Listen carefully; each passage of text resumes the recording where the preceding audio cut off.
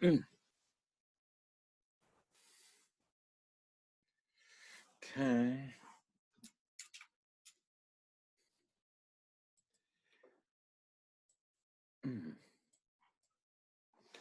Hey Gary, how are you?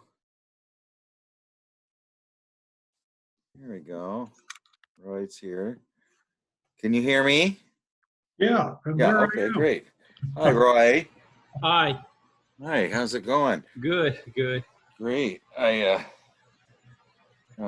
was just gonna say, Gary had a good idea, and I think unless you have a exercise during that meeting,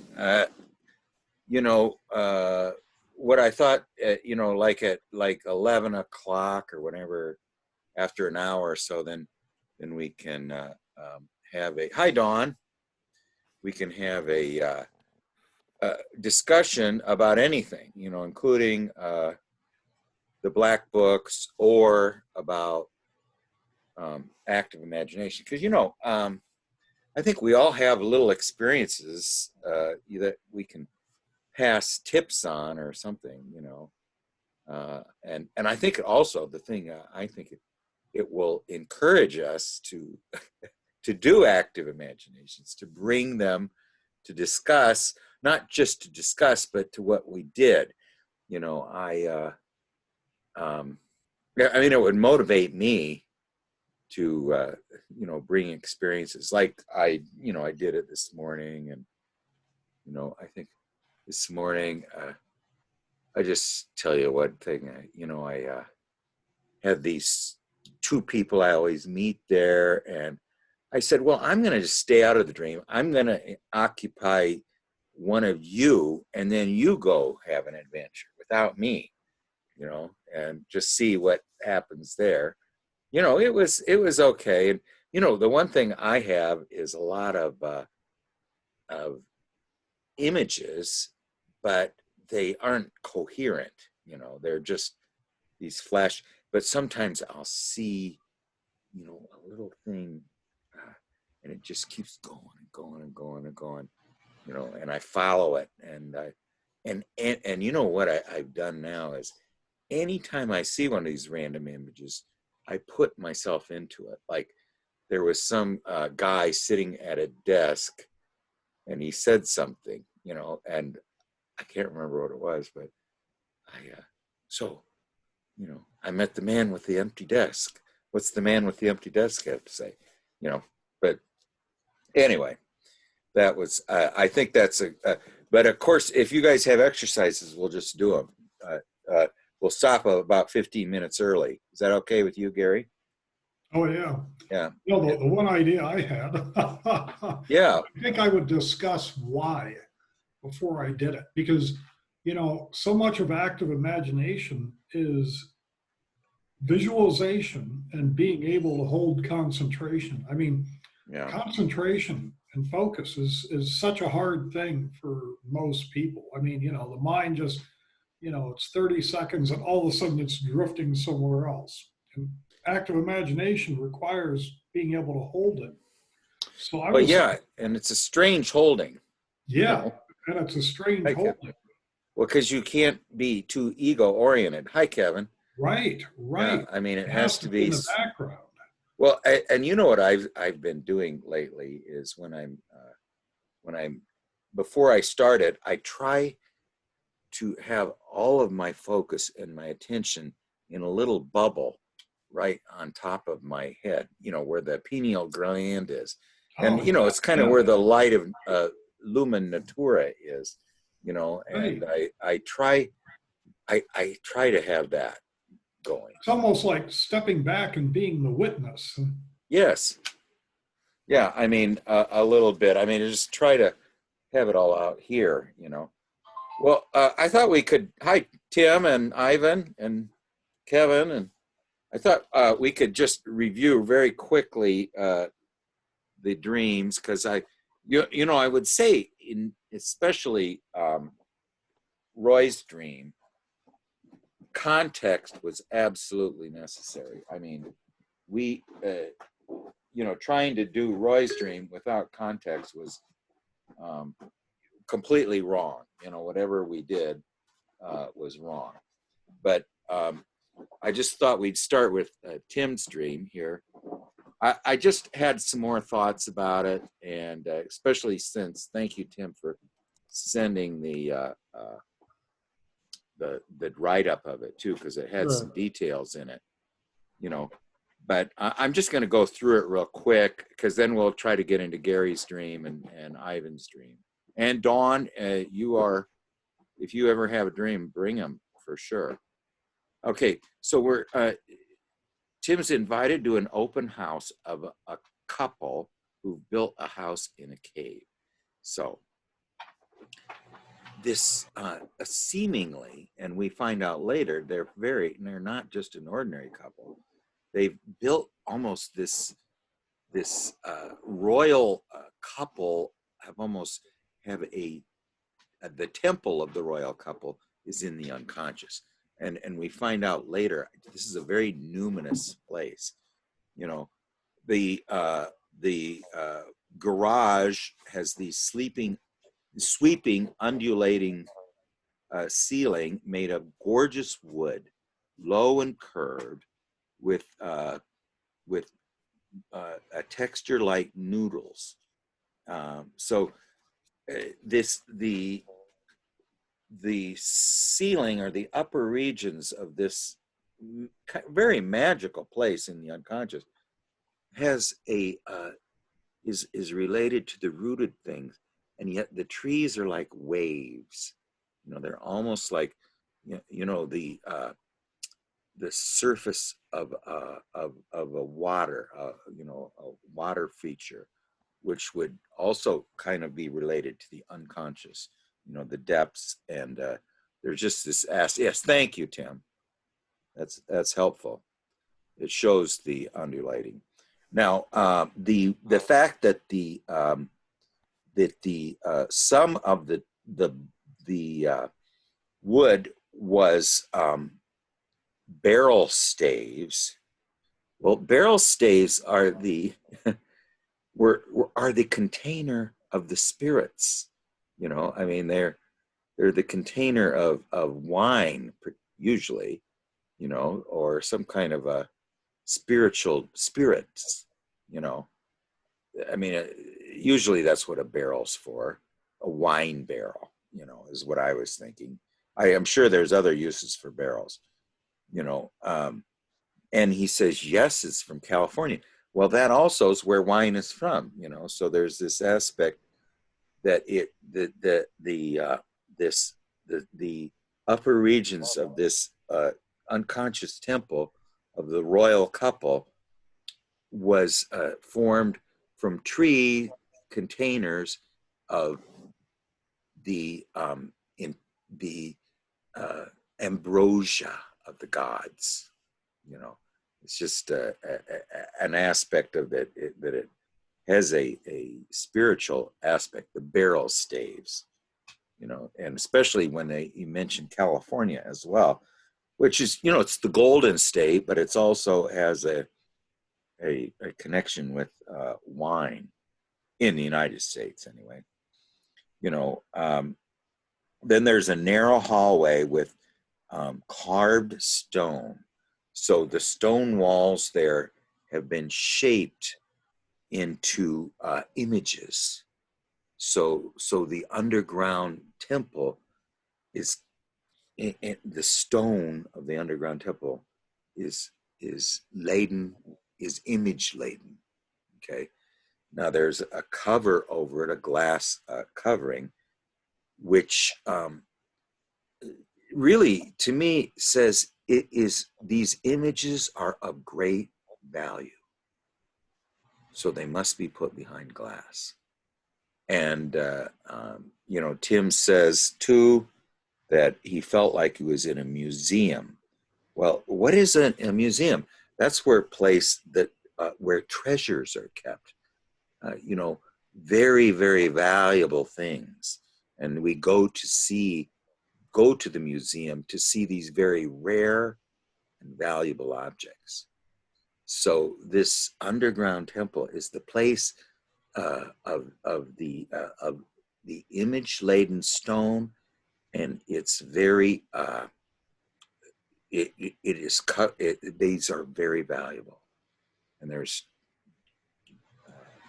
several indications of that. Then the next scene we move to. There's a kitchen where people gather. Well, kitchen is a place where think where food is transformed into something that is can nourish the beings, you know. So that's what the kitchen is for. It's a place of transformation to nourish us, you know. Things are transformed there so that we can be nourished, you know. And also has an alchemical aspect of the fire and the cooking, you know. And the fire and the cooking usually means that we apply attention to it. Okay. And then there is Tim has some lyrical,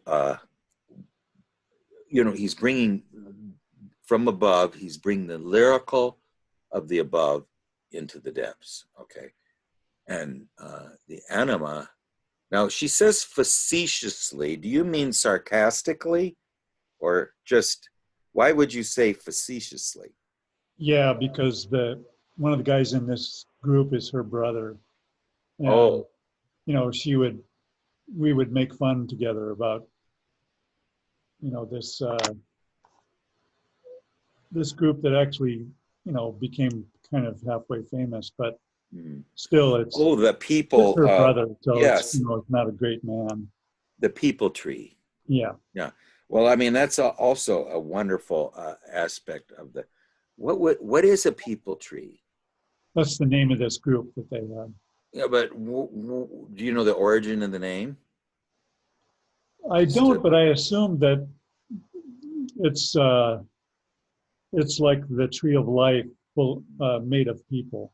yes. I mean, that's what Alan Watts used to say. Like an apple tree, apples. You know, he uses the word the apple tree apples, or you know, it. That's what it does. The earth peoples. The earth is an object which naturally um, develops people, like the apple tree naturally develops apples. You know, I mean, I thought that was a beautiful image of Alan Watts. So anyway, the anima is does think it's a quality collection, but I think what she's saying, a quality collection of this musical group that you were involved in and other people were involved in. So, right? Is that correct? Well, yeah, right. Yeah. So it's a kind of a place. Didn't you say you were in the group at one time? Well, half of that group became half of the group that I'm in, that I've been in for 40 years here. Okay. Well, yeah. It's so it is again, context is important here. Um, you are bringing the you are bringing the creative lyrical that you yourself and others do into the depths, into this place of great creativity and great magic. So you're bringing you are coming down there not empty-handed, but you're bringing your own magic with you, you know, from the upper realms.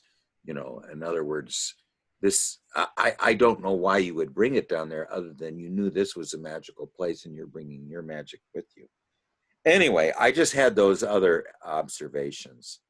Uh, why don't we just quickly go through it, and we'll go through Roy's dream real quickly. I just wanted to make sure I didn't feel that we finished it, but does anybody have any comments on any of that? Like, for instance, Tim, what do you think? Well, the thing that really struck me about the last time we talked about this is this idea that Kevin kind of mentioned, that you just sit with it and be with the images. And I think that's really important. There's an aspect to the aesthetic quality of this kind of stuff that is about being present in the sensuous world, and not, I suppose, as opposed to living in the head. Kind For of you in particular, I would say, I mean, this whole picture of it is, see, this is a nonverbal dream. I mean, it's a dream that is, and so was the house dream, although it was, I think its imagery was a lot, it had very subtle imagery. Now there might be subtle imagery here that we're missing, but I mean, this is, I'll tell you, every one of these dreams, just I feel like I'm in it.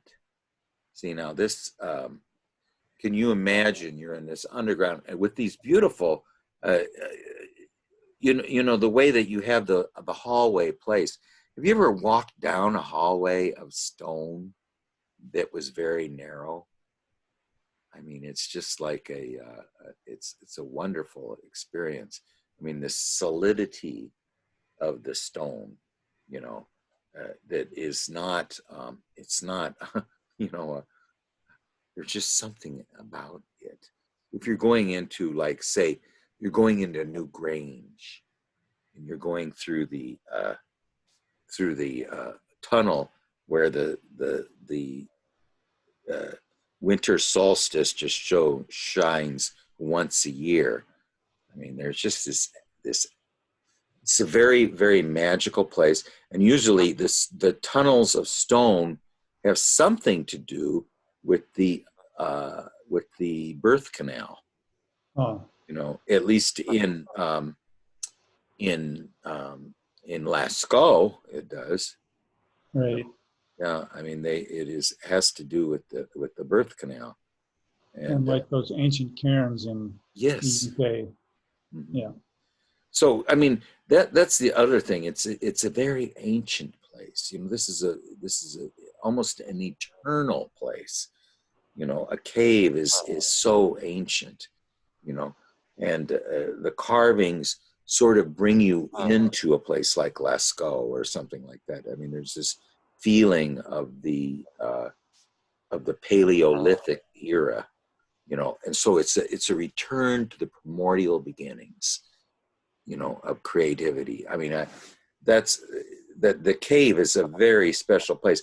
That setting for this whole thing should not be minimized. Okay, well, what do you think? Maybe Gary and Roy and Kevin and Ivan, and what do you think about it? Any other observations? I mean, So, other than the drawing is wonderful. you know, the one thing that strikes me about the ceiling, and especially as you said with the barrel staves, which would generally contain, like, you know, water or wine, Mhm. is that with its undulation, you know, sort of shows like it's like, you know, spirit is acting on what's underneath. So it's Mhm. like it's a part of it. Yeah, and the wave action, you know, Yeah, yeah. is It's like it's um, part of the creation. well, yeah, and it no straight lines, so that it's almost serpentine. You know, there's a aspect of it that is opposed to the straight line world. You know, what do you think, Roy? Yeah, the only thing I might have to add, I like what you said about the birth canal, you know, cave. But kind of something I might be able to add is how Apollonian this is. I mean, in a cave, sort of Platonian or Dionysian, and this aesthetic host or whatever came in and kind of, it's like Apollo, you know, temple, into a temple or something, and that's quite a contrast. So that's sort of interesting.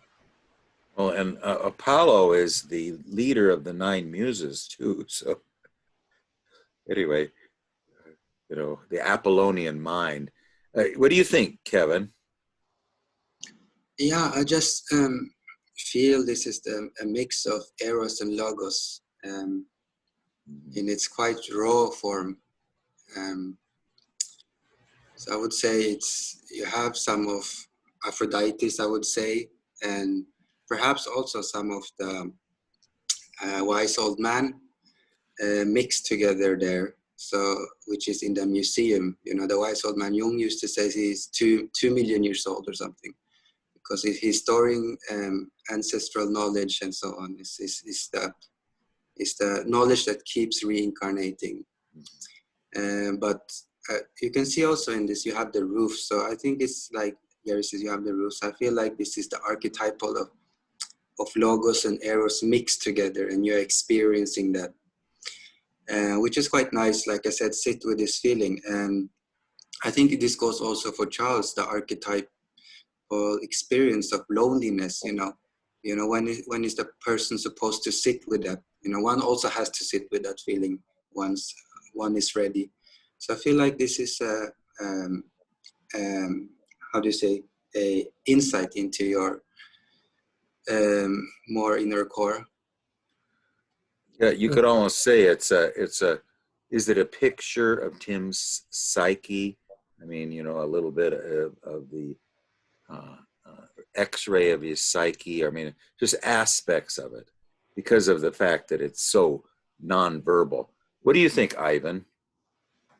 The cave aspect almost makes me think of it's like you're mining underground for ideas, like you're mining the unconscious for these beautiful ideas that are encased within them. And so there's this very natural aspect of it, but there's also this this construct around it in order to bring them out and to make them visible, especially that wood texture, where it's something that, to me, like the texture on that a saw couldn't really create, reminds me of something that the ego can't create. It's something very unique and original that needs to be formed, but not. It's not, I'm having a hard time explaining that, but yeah, that was what I was thinking about. Well, yeah, to just follow up on that, Tim, didn't you say that you were amazed at the time that this person spent in? Did you say that or something? Maybe. Yeah, but also I'm particularly looking at this texture and thinking, how in the world was this created? Yeah. Well, see, yeah, it's beyond mortal capabilities. Now, right. I just want to mention something, because this has reminded me of, in some of my early active imaginations, because my really place of finding the unconscious in my own life that was clearly tangible in the outer world was through the I Ching. So in my active imaginations, I wanted to find the creator of the hexagrams, the one that selected them. I kind of think this place we're visiting behind the curtain to see where the ideas for your art comes from. Oh. I mean, this is the place where the images are created that you become the medium of expression for in the outer world, So you're kind of almost visiting the inner sanctum of the image world that feeds your art, I'm just saying that crossed my mind, but I don't say it's real. This place is unforgettable. It is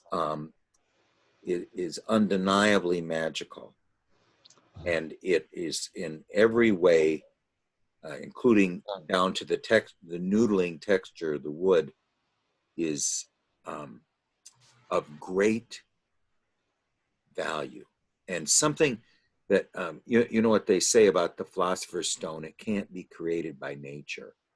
In other words, the only way that you can create the philosopher's stone is through the mutual dialogue of the ego as the medium of expression, and and the clarifier of the images and the images themselves, then this realm seems to be that wedding, you know. Yes.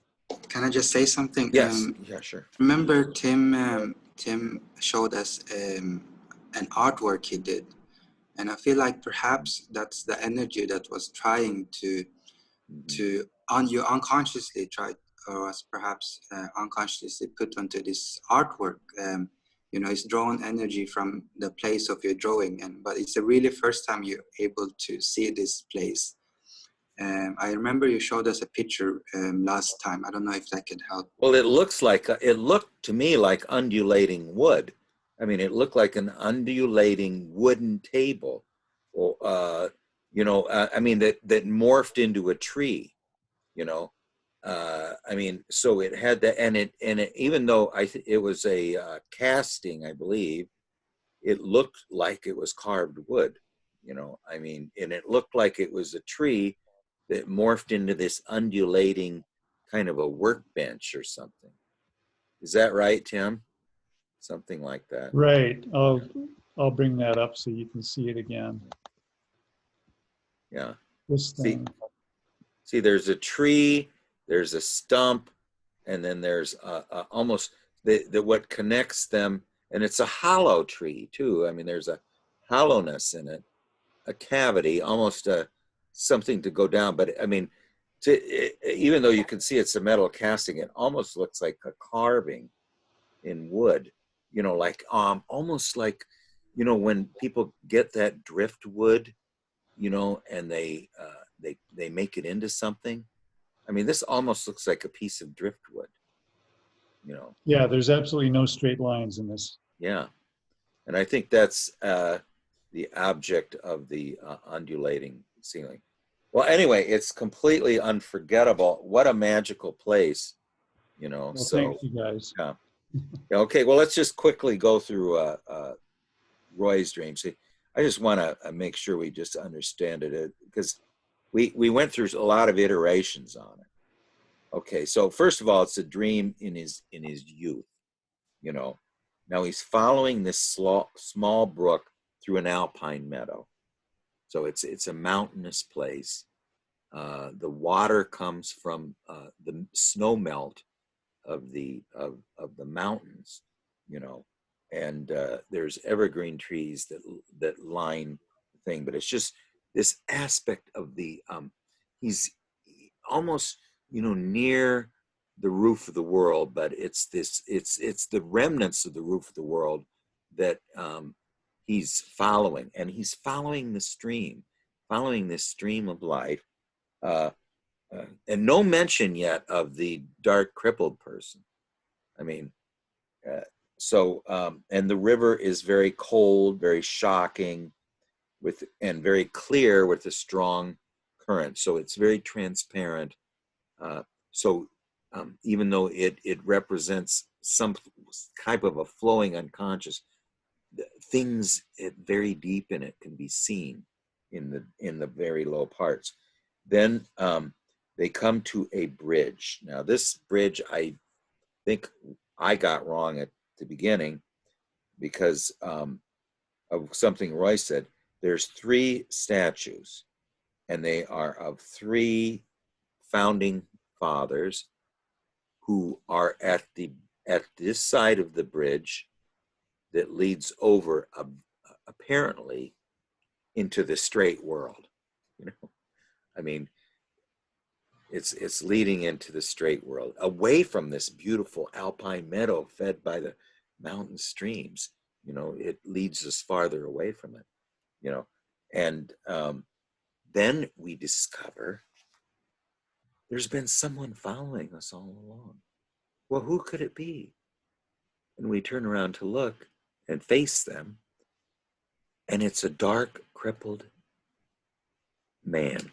Okay. Now, why would we be secretly accompanied walking along this stream of life? Why would we be secretly accompanied by a dark, crippled man? Well, there's no explanation of that other than when Roy turns to face him, he knows what his task is now. His task is to help this dark, crippled being who's been following him all along, unbeknownst to him, help him heal and get to know him better. And he can always come back to the bridge that leads to the straight world. But the task now is to get to know this secret being who's been following us all along and is dark and crippled. Okay. Roy, do you have any thing you want to mention? No, that's what happened. You got it this time. You're with the story. Yeah, it took a while because it required a lot of context. And I think the thing that I was missing initially was that it was in your early 20s. So you were just setting out on life, and you're following the stream. And I mean, the fact of finding this secret being who's been following us all along, see they're dark, so they're not lit by the light of consciousness, and they're crippled, they're wounded. The inner, there's an aspect of us that is wounded, and it can only be healed by the ego lending its attention to it. You know, that means to know I've been it. thinking about this dream in kind of cosmic terms, because it seems to me when I went back to think about it later, after first hearing it, it seemed like what I concentrated on was this is the journey of life. Mm-hmm. You know, here I am, not 20 miles from the backbone of the continent, and the water falls out of the sky, and you know, it's this tiny little trickle as drop becomes part of drop, and then it goes into these little tiny creeks that turn into bigger rivers, and then into massive rivers, and end up in the sea, which is death. And all of these elements I'm thinking of like the journey through life, you know, that the bridge to me is representing the bridge of civilization over nature. And the three statues, especially because they're the founding fathers, they are the foundation of the culture that we live in. And the society is how we make sense of our own lives on the earth. And meanwhile, there's this figure kind of stumbling along behind us that I think of as being, you know, the primordial man, the 2,000 or 2 million year old man that has to be integrated. So that wonderful coming together of the modern and the ancient man is, to me, it's just a beautiful symbol of how you take the reins of your own life. It is very beautiful, and it almost sounds like your path too, Tim. I mean, this sounds like I'm not going across that bridge to the straight world for anything. I've got a task to perform over here, you know, before I can do that. I always know that's there, but I'm not gonna. How about Gary or Kevin or Ivan or Dawn? Any comments?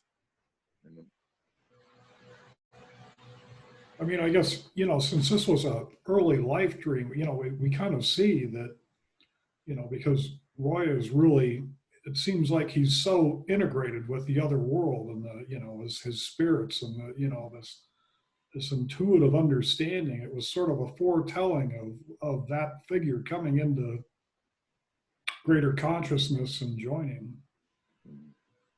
He said Roy said one time he lives in the astral plane all the time. Yeah, right. That's personality number 2, you know, the one who's good buddies with the dark crippled man, you know, that they've formed a partnership, you know. Kevin or Ivan? No, I don't really have any. I feel like Roy said it, like you got it. So I feel like that's the conclusion. Okay. All right. Ivan, do you have any comments or? No, Okay. Yeah. Okay, well let's go on to Gary's dream, and because we want to try to get to Ivan's dream too. Okay, so did you want to read your dream, Gary? Yeah, I've actually got a painting. Oh, great.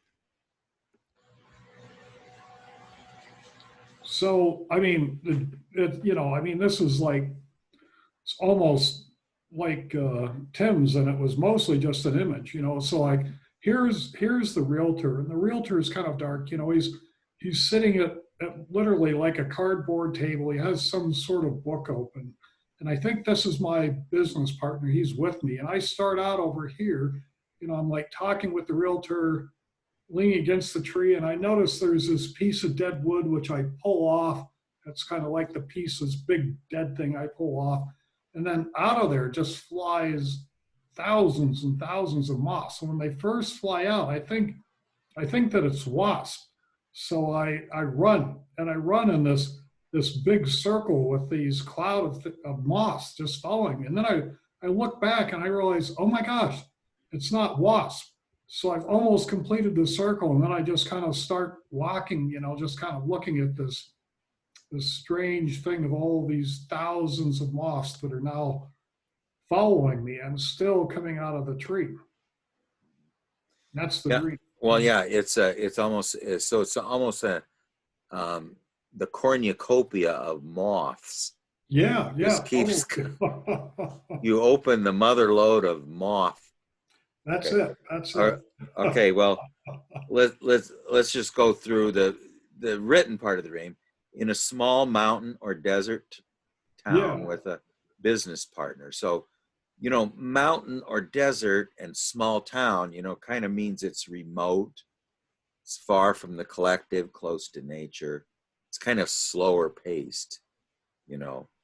And you are intending to build a car wash. Okay. Now, this, uh, one thing about cars is intended, at least in my dreams and everybody else's dreams, this is something that is a vehicle of movement through the outer world. And yet, usually in your dreams, I mean, you're supposed to drive it, but it drives itself. You're not in charge. I mean, you find this I know a lot of people. Charles had these dreams too. For instance, I'm sitting in the back seat trying to drive the car, or I'm driving too fast along a curved road and afraid I'm going to crash. I don't crash, or it goes off the road sometimes, but then it comes right back on. There's an aspect of this vehicle that we think we're driving. No, we're not driving. But anyway, the car wash would be something like purifying that vehicle, so there's an aspect here. And of course, the business is the middle realm. It's some like Hermes. So it's possible the business partner would be Hermes, maybe, the person who occupies the middle realm, or it could even be the realtor. Now, I thought the realtor was a woman. You said you called her she or something, but yeah. it's not a woman. Okay. I don't remember. I think it was a he. Yeah. Okay. So you go to meet the realtor in a vacant lot where apparently you said her office is, but so this the vacant lot realtor, is an agent of the earth. It's an agent of acquiring some piece of earth. It's just again, it's sort of whenever you think of business or why business usually why Hermes was the god of commerce. Let's put it that way, is because it's the middle realm. It's the connecting link between the resources and the and awareness. You know, it's something that connects two worlds. You know, the world of substance and the ego. You know, and so the Hermes brings them brings brings the ego to the place to give its value for these goods, and then it gives us the substance which we can now lend our value to get. But anyway, that's getting a little bit off subject. But that there's just this aspect of the business, the realtor in the vacant lot, the business partner, and the car wash. So we can just ignore all that, or we can try to wrap our heads around it. You know. So then we get to, and I haven't wrapped my head around it. But anyway, so now this is a very interesting image. While you're waiting for the realtor to do whatever he's going to do in this vacant lot with his desk, you go up to a dead tree. Well, the tree might have been alive, but it had a large piece of dead wood on it. Okay, so it had a dead limb or something. Yeah. So it's a limb that is is a relic. Yeah, exactly. Of the life that used to be in it. Okay, Right. It's kind of the skeleton of this now dead limb or something. Now Right. we pull it off, and all these moths fly out. And by the way, that's a wonderful representation of you did paint that apparently Yeah. with white paint. I love it. Just it's very indicative of the moth. Okay, well now a moth, okay, as opposed to a wasp, the moth, you often hear, or the only time we ever hear about moths is when someone says moth eaten, which tends to mean that it is something that has been left unattended for a very, very long time. Like a book that hasn't been opened for a long time, and you open it up and moths fly out. Or you have a sweater in a closet that you haven't got out for 10 years, and you pull it out and moths fly out of it.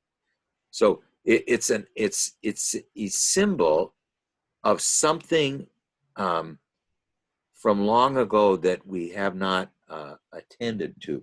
It represents threadbare, shabby, worn out, decrepit, frayed, mangy, unkempt, worse for wear, ratty, grungy.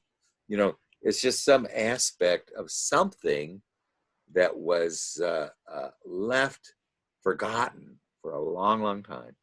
And then, so the moths are kind of the symbol of, a book that hasn't been opened a long time. If you wanted to, in a cartoon where somebody's opening an ancient magical book, as they open it up, moths will fly out. And this just shows that this is a very, very old book, one that's very venerable. So the tree is venerable, and the fact that when we break it off, suddenly there is a huge reminder of there is a lot in our life that we have forgotten about, that things of value. And I think the unending circle of moths, and it forms this circle, has to do with something that we are forgetting in our psychic life. There's something that we just haven't paid appropriate attention to. Okay. And now what's the difference between a wasp and a moth? The wasp is fiery and stings, so it has a aspect of a very stinging thing. something that you there's a fear of. Well, this is not. You don't fear moths. You just realize that this whatever it was is. See, a moth won't stay around where people are using it every day. If you're opening a book every day, it's pretty soon it's not going to have moths anymore. So it's something that has been long forgotten. Okay, now, so you just stop and watch. So anyway, that's my first stab at it. Roy, do you have any comments? Yeah, I like all of what you said. Here's kind of another tree of life, but it's not in the center, it's out on the periphery. Whatever is in the center is much more secular. And then if you're going to mess with a tree of life, it's going to be very different than this thing in the middle of the circle. And I get these visuals of the moss like silvery, all the silvery powder that they have on them, like moon stuff, the silver element that's just everywhere. It's following Gary. That's just a few thoughts that I had. Yeah, it's a lunar. So we're in a very remote place, either a mountain or a desert, and then I like the image of that this is the forgotten tree in the forgotten place, and there's something else that's forgotten, symbolized by the moths. So it's the forgotten town, remote from the ego, from the collective attitude. It's the forgotten tree in the forgotten town, and then there's all these things that are represent the forgotten, flowing out of it once we pick the scab of it. What do you think, Kevin? Yeah, I mean, what an image. Yeah, I mean, I don't know. One can often get a feel of the dream, like when I saw your image. I feel like this is a really nice, positive dream. And I also feel like there is, like the moths, sort of a lot of energy has let loose now, a good energy. In Symbol of Transformation, Carl Jung talks about the moth and how also it could be leading to what, yeah, to one's, because the moth like flies into the self, like till death, literally. When they see a light, they just fly into the self, like, to a point of. So I don't know. I feel like this is how do you call this? I don't know. I don't want to say religious. I want to say this is perhaps a energy pent up that is gonna help you towards whatever you want to achieve. And I feel like it's a good dream. I don't really have much more to add. In Buddhism, they try to be the moth. They meditate so they become like a moth. They go straight into the sun, basically, and where they dissolve. So it's like an opening of a chakra, you can say.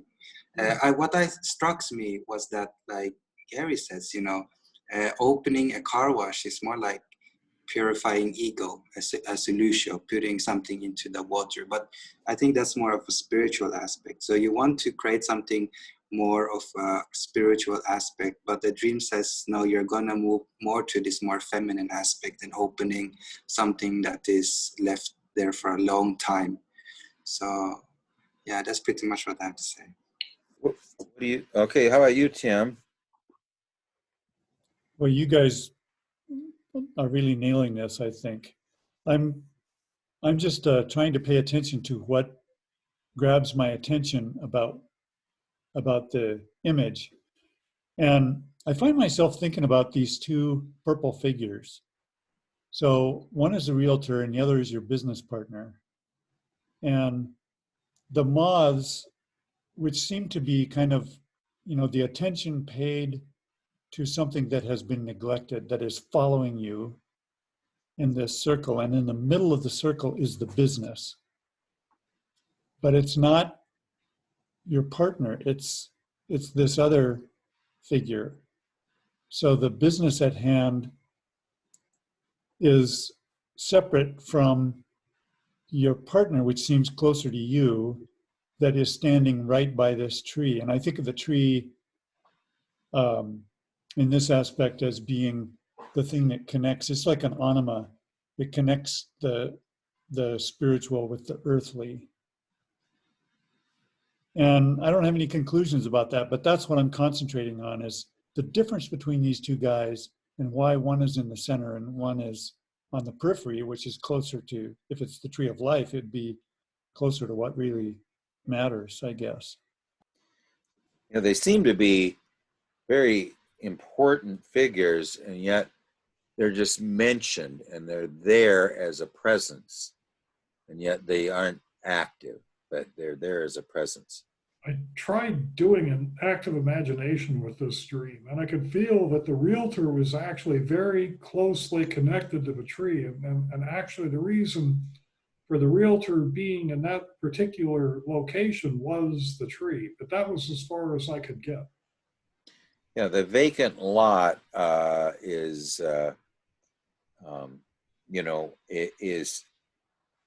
where supposedly their office is, seems very important. There is no office, there's no visible office, and it's a vacant lot. So and it's close to the tree because that's where you're at his place. And yeah, I mean, it's all connected. I don't know how, but it's connected. What do you think, Ivan? Well, so a realtor is someone who introduces you to a place that you could inhabit, but won't necessarily inhabit. So they're sort of a guide of sorts, I guess, if you will. And then to me, like, you have this vacant area. You have this creature that really only exists in vacant areas, places of, sometimes it could be of death, I guess, but more so just like emptiness. And you have this tree branch that is, on a symbol of life, but is itself dead. And when you pull it off, you're surrounded by this symbol of emptiness. That's sort of that's what I got from it so far. Like this, whatever this realtor is wants you to see this vacant place. It seems very intentional, but I'm not sure why they want you to see it. Yeah, well, the idea would be, I think, and you hit the nail on the head, Ivan, is that we come to the place of the realtor. And remember, Ivan, you had a dream about a realtor who was selling the house that you bought but didn't remember what it was like and explored it to some strangers when it already had been sold to you.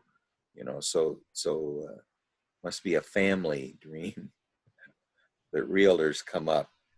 But yeah. So the realtor is in the vacant lot, which is its office. This vacant lot, and the tree is on the vacant lot.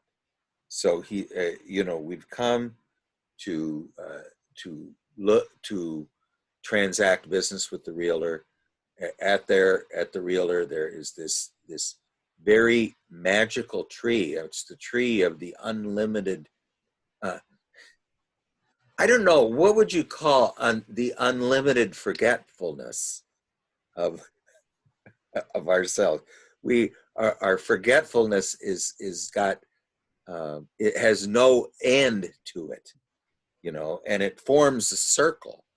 So the forgetfulness almost forms a mandala, and it for a while it seems as if it's chasing us, our own forgetfulness, and then we just sit and watch it.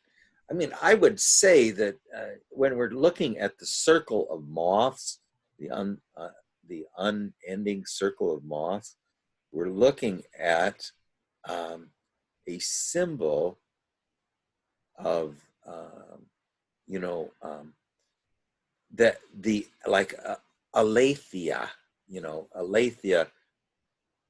Truth means truth was originally remembering what we had forgotten.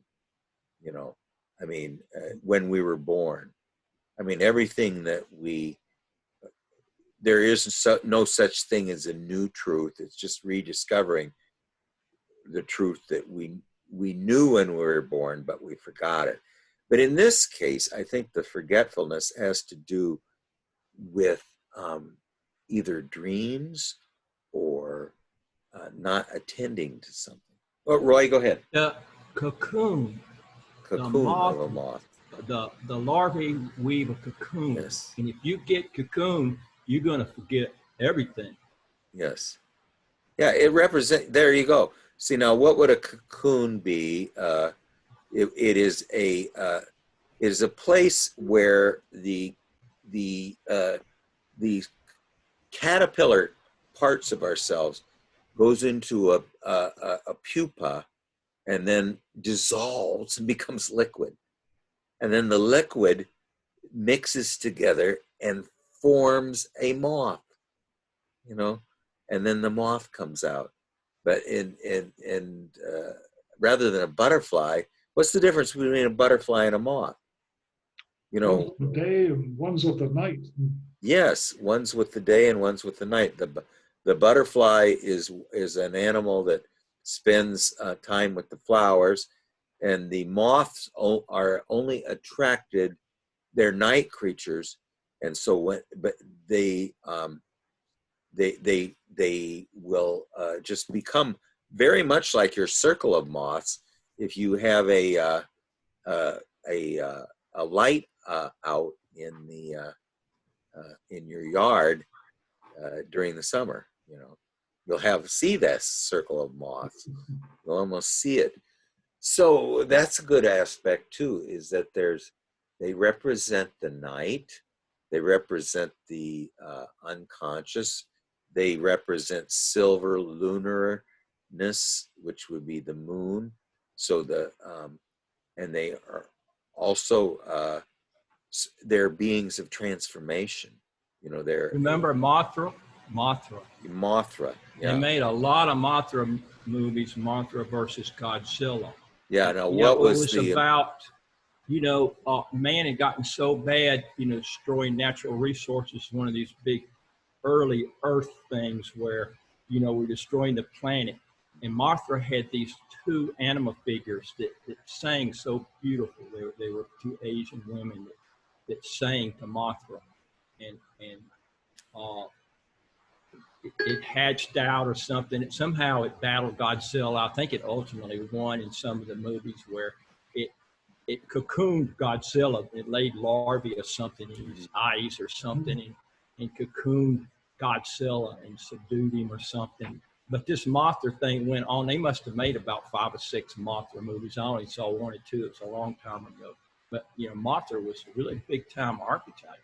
Yeah, it is a feminine figure, you know. Yes, feminine figure. Yeah, it's a sentient larva or imago accompanied by 2 miniature female humanoids who speak on her behalf. Now, you know what's really interesting about Japan is, you know, unfortunately, I don't even like to mention it. I can't mention certain things that happened in that period because they're too painful. But, you know, they were, you know, experienced a nuclear destruction. No one else has ever experienced it. And so what came out of the 50s and 60s in Japan, it was these movies about Godzilla and Mothra, you know. So there's an aspect of this and you know, the fact that there was nothing they could do to stop it coming, you know. I mean, the United States dropped leaflets saying that it would come, but there's nothing they could do to stop it. So there's an aspect of this. But anyway, Mothra is representing, I mean, it's a very unusual image for a so-called, why, Godzilla would be one, but I don't know. I don't know. I can't say what it means, but that's a very good image. But I would say that the other aspects of the moth is it's a night creature and it's a being of transformation, and has to do with the cocoon and the larva of the caterpillar. But anyway, I think its main, what I'm seeing, and Gary, we need to hear from you. I mean, the thing that is most compelling about it, I think, is that it represents something that's been long neglected in us. What do you think, Gary? Oh, I like the idea that it's like, now that I can see it, that maybe I can find it. Yeah, I mean, I mean, that's what I is amazing about it, is there's an almost, once we have picked the scab of the dead tree in us, that aspect of deadness in us, and we pulled it away, then suddenly it's almost like Pandora's box. This unlimited symbol of what we've neglected uh, through this deadness in our life that we have removed, is released. So this is a symbol of all the unopened letters, that of all of the dreams that we didn't amplify, didn't write down. In other words, let's say the dream maker is pissed off at you, or it sends you all these wonderful images and you just ignore them. Can I just also say something quick? Yeah. Um, you know, how do you say this? Life can be sort of brutal. We often make good association to the feminine and so on. But in your dream, it's a tree that is, that is a part that has no longer life. And I wouldn't necessarily attribute it to something, in a sense, a person has done. It doesn't necessarily mean a person has done anything. Some people are born with certain difficulties, psychologically, physically, and so on. And it's just nature. Nature is also brutal. Nature kills literally. Like by now, like many dies. Nature does it. And so I feel like this tree, it's nothing necessarily you have built. It was just there, and it was your prima materia, and now you have sort of released the energy stored up in that place. And so perhaps, it's not so much what you have done in the past as much as what you have been able to do now, just as a person. Even if the realtor is a man, he's the agent of the earth, and so he's sort of represents the son of the mother. He's the one that transacts business for her. And on his in his lot, which is not really, there is no office, but the lot is his office. There is this tree with Gary's deadness in it, the dead aspect in Gary, and when he pulls it off, that's when this great energy is released of that which has been neglected for so long. So I in that aspect, when I was going through it, I was just had a feeling of almost eeriness of how this seemed very close to me. I mean, and it spoke. It has power. You know, there's something about it that's that was evocative to me. You know. Well, anyway, Gary, I'm going to think about this one a little more, and maybe I can do a little review. Go ahead, Roy. Yeah, I like the symbol of the circle. You know, in Yeah. magic, you draw a circle around the person in the center. It keeps the evil away. And when you run from something, you don't usually run in a circle. So this No. is no accident. So this feminine energy is circling this thing in the center that might have to do with a cleansing type ritual because of the car wash, a cleansing ritual, and it's circling it to protect it. Yeah, and when he flees this, he, like you said, it's not an accident that he ran in a circle. He almost ego consciousness almost plotted out the geometric figure of forgetfulness. I mean, it's a wonderful mandala. I mean, this, and you did a very beautiful job on this, Roy. I think it's just stunning to me. And the in the lower corner, there's sort of a green wash, and in the upper right hand corner, there's a sort of a black wash. And I really like what you did there with that with the wash on the right hand side. That looks very good. I mean, I don't know what you did. It looks accidental. What are the little dots on the top? Oh, like these little brown things? No, way up at the top of the. Like Yeah. these? Yeah. Well, that's Well, just where the this- page was torn out of a book. Where the page was torn out of a book.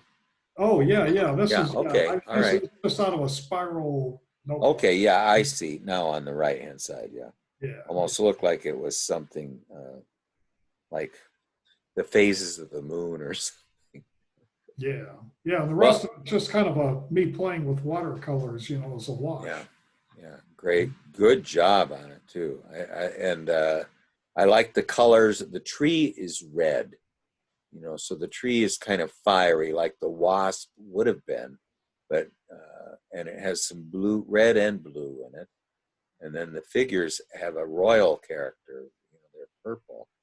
Something about them that is so that's why it's almost like they're neither one of them are shadow figures. They're more figures of transformation almost. I mean, the fact that they're purple, if that means anything, I don't know. Well, I kind of, I remember them both being kind of dark, and I think that's why I'm not sure whether the realtor was a he or a she. Yeah, there's an unconscious aspect of them to them because they don't act. So, typically the shadow is representing something in us we don't like or is threatening to us. But it's like the dark crippled figure in Roy's dream. There's nothing threatening about it. And the fact that it's been secretly following us all this time, it is probably more a symbol of the self rather than a shadow figure. Well, anyway, why don't we come back to this one next time too, and see if anybody can come up with some other images of it. Yeah, well, thank you for all the input. Yeah, it's great. I mean, I'll tell you, when I write these dreams down, I'm writing down each line. Each time I'm unfailingly surprised by each the moths flying out. I mean, what a shock, when you pull that limb down. I mean, it's just continual surprises. Well, Ivan, do you have a dream that you want to we can get started on? I don't seem to ever finish yours and never have enough time. That's okay. I have a little situation going on here too, so hopefully I'm able to get through it. Okay. Yeah, it's kind of a two-part dream, I think.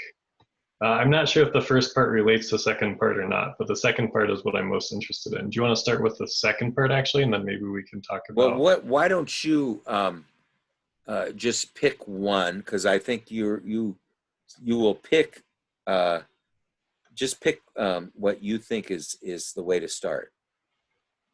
Yeah. Sure. Yeah. Yeah. Let me. I'm going to drop this. This is the second part of the dream, but it's actually what I want to start with. I'm going to post this in the chat. Okay. Um, Thank you. so I called this dream "New Animals," and for context, I have 3 little fluffy poodleish dogs that are tiny. So the dream goes: I'm at home, and the family and I are watching TV in a dark room with our 3 small white dogs. I notice what looks to be like a 4th white dog snuggling, but I think that it's perhaps an illusion. Um, I then see a small black kitten appear. I try to pet it, but a larger white cat emerges from behind the red chair and attacks me, trying to push me over, but not trying to hurt me. I pet this white cat and reassure it that I'm not an enemy, and it returns behind the red chair with a small black kitten. And then I notice this mysterious 4th white dog eating food from our table. Okay. Well, this is a typical Ivan dream because he always has an unknown 4th in it. Okay. Yeah, and I'd like to mention, I actually had another dream too that I shared previously where I had the same white dog appear mysteriously. Yeah. Okay. All right. So 3 small white dogs and the 4th white dog. So the 4th white dog, the 3 small white dogs, are going to represent the 3 more conscious functions normally, because the 4th in any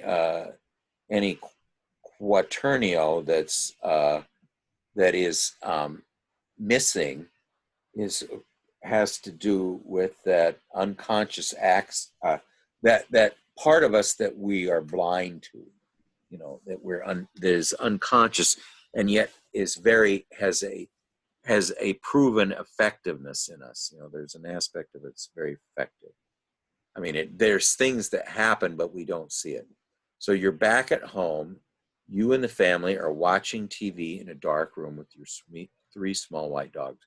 You notice, or you think you see, a 4th dog, but then you think it's probably an illusion.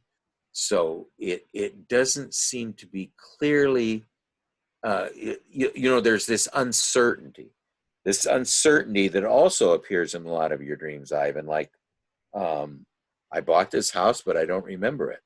I mean, there's an aspect of it that there's a known quality of it, but there's also a big unknown quality of it. So we're aware of it, but it's unknown to us.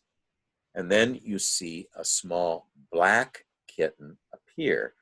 So this is also another 4th, and this one represents the darkness in contrast to the whiteness. You try to pet it, but again, a larger white cat emerges from behind a red chair. So we've got the 3 colors: red, white, and black. So we've got a primordial, the prima materia. We've got the spiritual aspect, which is white, which is consciousness. And then we've got the red aspect, which is eros, or energy, or something fiery. So a black kitten comes from behind the red chair, and we pet it, and then the white cat comes. So this is beautiful. There's just a part of the red chair would represent typically the feeling function. And then out from behind it comes another representative of the unconscious, and it's a growing thing, well, I'm just saying, I think, a thinking type, aren't you? I think maybe you and I are the same, aren't we? Are you an INTP or an INTJ? I think I'm INTJ. Okay, so then you and I have the same. So intuition is your superior function.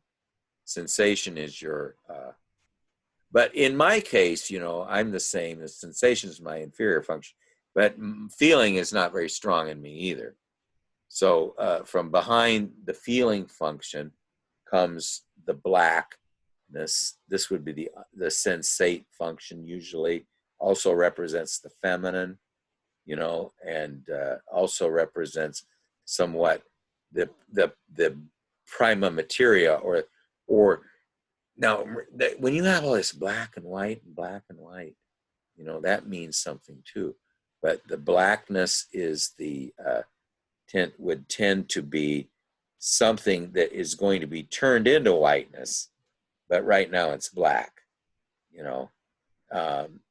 And so then the mother of the blackness, or the mother of the this growing thing that came out from behind the red chair, does not want us near her growing thing, you know. And she would also tend to be the anima, a representative of the anima. And we try to reassure the anima that we are not an enemy of her child. And then she returns back behind the red chair with the small black kitten. And then suddenly more visible now, clearly visible now, is the fourth unconscious dog who's eating food from the table. Is that right? I noticed it's up on the dining room table. Yeah. So he's eating our food off our table, which is, you know, a real sort of a means he's far from consciousness. You know, I mean, the fact that he's doing this shows that he's not really, he doesn't know Emily Post.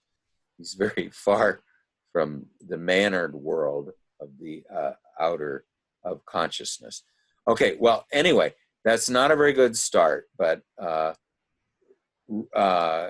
Gary, do you have any thing you can help us with? Yeah. So, you know, I'm going to go back to the previous stream with the house. And then he was discovering all the, you know, the new beings, you know, within the house. And to me, that was kind of like, well, you know, you're becoming aware of new things in your unconscious. So, like this fourth dog, you know, so that's like, to me, it's like, you know, something new that's coming in. And then when he feeds off the table, it's, to me, this is more like, you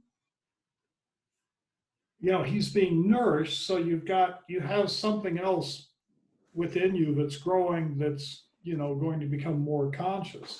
And then, you know, the kitten things, I have no idea.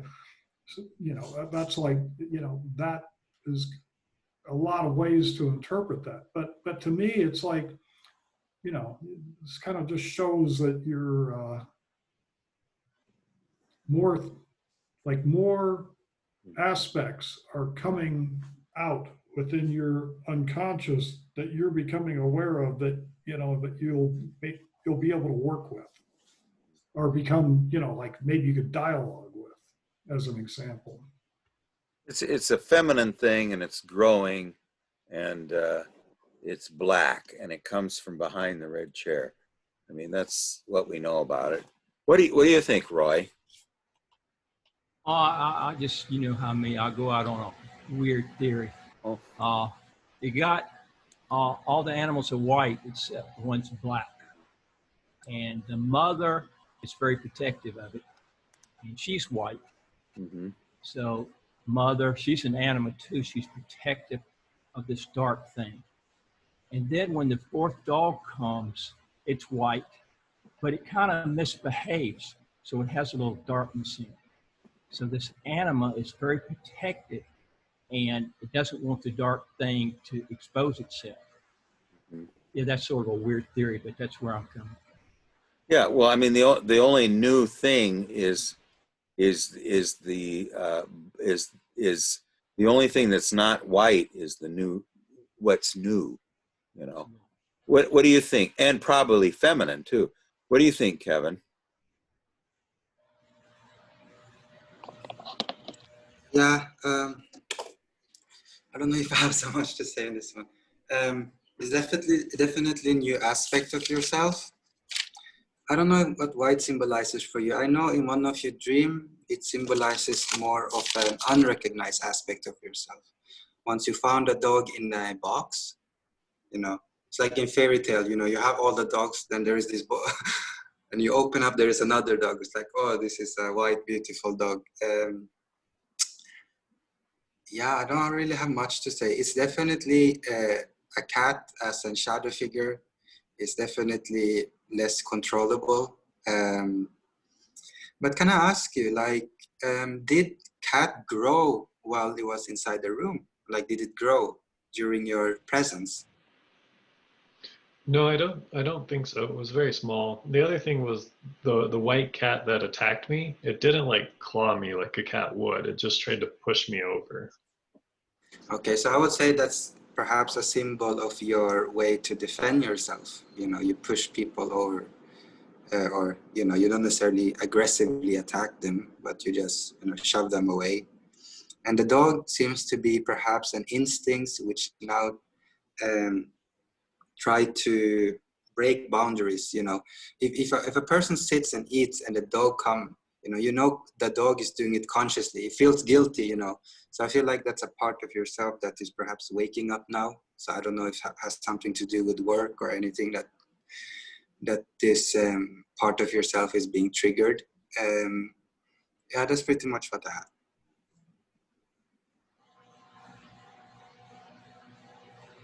Tim, do you have any comments? Well, I'm thinking of this in terms of kind of the body life, and my interpretations sounds a lot like Roy's, but maybe with a more positive spin, being that I think of the white cat as the conscious attitude that comes out of living in the body. And to me, the kitten represents the undeveloped impulses. And here they're just being recognized, and the consciousness grabs you and tries to push you over, tries to overtake your maybe awareness of that, grabs the kitten, disappears back into feeling, and all of a sudden the dogs become complete. Yes, there you go. And they, That's perfect. what I feel like is your body life has a certain kind of civilized aspect. So you sit at the table and you eat, you're feeding the animal that is your body. And it's a new possibility that is derived from having recognized that hidden impulse, even though that impulse is immediately taken over by the consciousness. That's wonderful, Jim. If it was my dream, I would be thinking, well, how can I access those impulses and allow them to grow into maturity? Yeah, that is wonderful. Now, Roy, I mean, no, not Roy, but Ivan, what did do you have another part of this dream that we haven't seen yet, or? Yeah. So the first part of it was really long. They happened together, so that was why. But they seemed, just the contents seemed unrelated, which is why I wasn't sure. Here, I'll post the first part Yeah, of it. well, why don't we just see that, because this is, I think Tim got very close to what's important, but let's just see if we get any clues from the other possible part of the dream. Okay. Just copy pasting this in the chat. Limits how much I can put in here. Like I said, this is long. Oh, that's okay. Okay, so I'm in some sort of meeting with coworkers at it's a nondescript like lobby of some sort. I'm not sure if it's like a hotel lobby or a lodge or something like that. It's something in town. And we're meeting about some topic that I'm normally interested in, but in the dream, I'm totally just disinterested and disengaged. I see some coworkers from a previous job also meeting at the same lobby, and I say hello to them. So I leave the meeting and I walk into a parking lot of some strip mall. And I noticed that there used to be a coffee stand in this strip mall, but it now no longer exists. It's been replaced with some other stand. And I'm for some reason feeling very upset that there's no coffee in this parking lot. And I'm loudly and angrily complaining to a coworker. And at this newsstand, whatever the business is, there's two men there who are loudly trying to get my attention to try to get me to come over and see what they're selling. But I'm totally unwilling to acknowledge them. So then I try to get in my car, and it's actually not my current car. It's a car I had when I was younger for many years. Actually, I got from my dad. It's this 1994 old green Saab, and it was extremely slow. That's this defining characteristic. And so I go to get into it in the parking lot, but there's a truck that's parked extremely close to the driver's side, so I have to enter through the passenger side. And then I go to make a left turn out from this parking lot onto a busy street, but it's accelerating super slowly, which is making me nervous to get onto the road.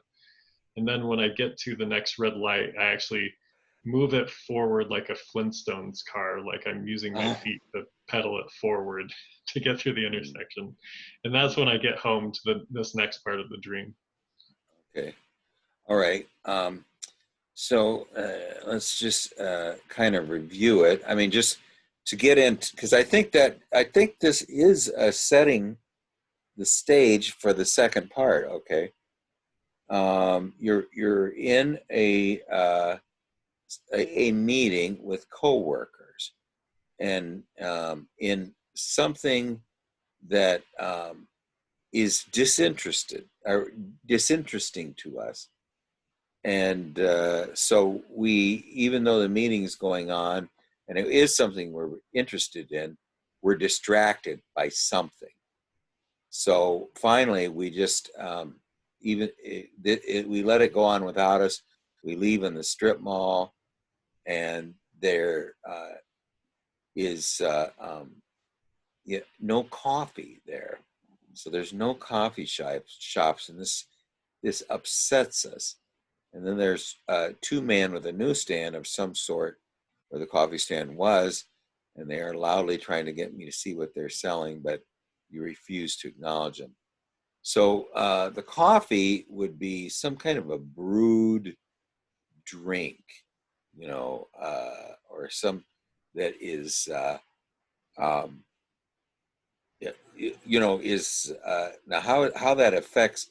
In fact, we're disinterested. We want coffee. Where we used to get it is gone. That upsets us. So now we're not even close to the dream yet. But then you get in your old car. Now this is a very slowly accelerating green, so it has something to do with foliage or something plant-like, and it's very, very slow, like a plant would be, if it was a vehicle. And so it's something that is it's a vehicle, but it won't really it won't really convey us. We have to convey it.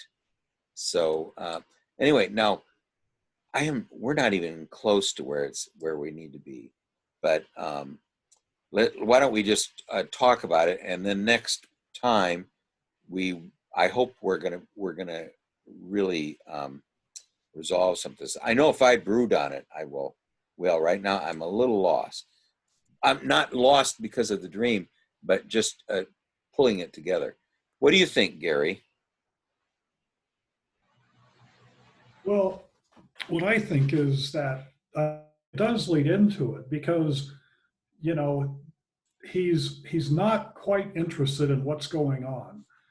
And he wants, you know, this coffee, which would normally be like a stimulant, and something is trying to get his attention. And that takes me back to like the new dog and like what, you know, Tim talked about with the new aspects.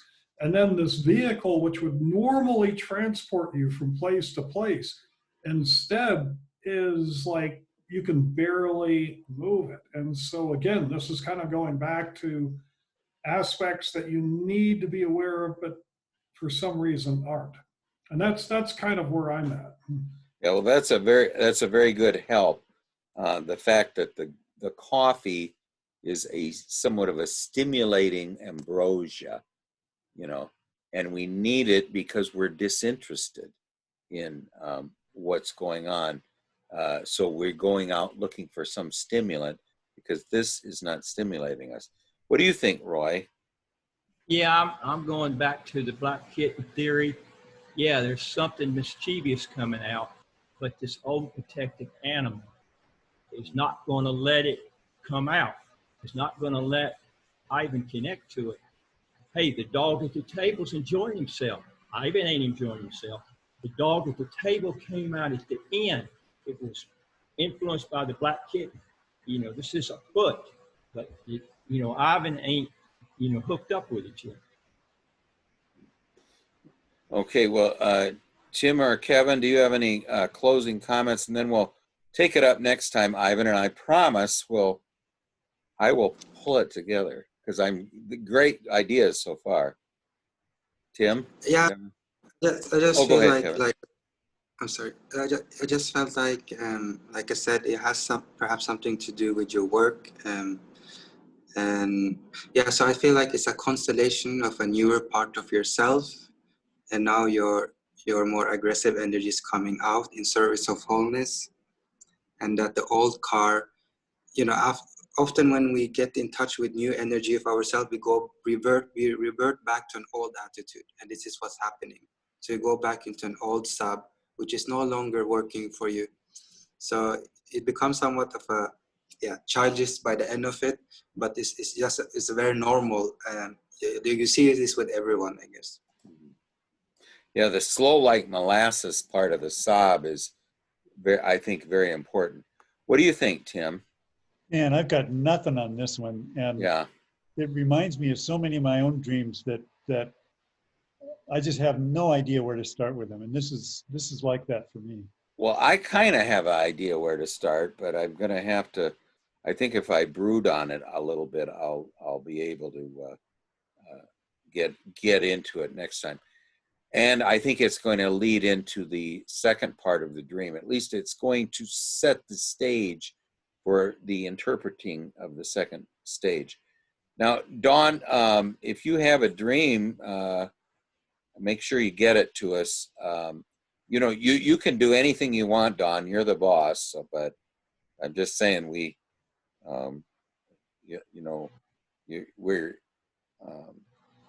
you're important, and so we don't want to skip over you either. So make sure, even though we're trying to let you alone, I'm going to shut up. So anyway, okay.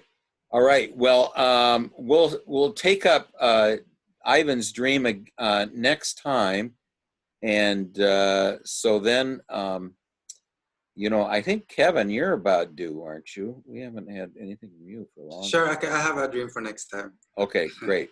Okay, well, thank you, and Tim and Gary, thank you for the beautiful drawings, and Roy did a beautiful drawing, and Ivan, I know this dream is going to be very startling when we're done, I think. So anyway, we'll see you guys next time.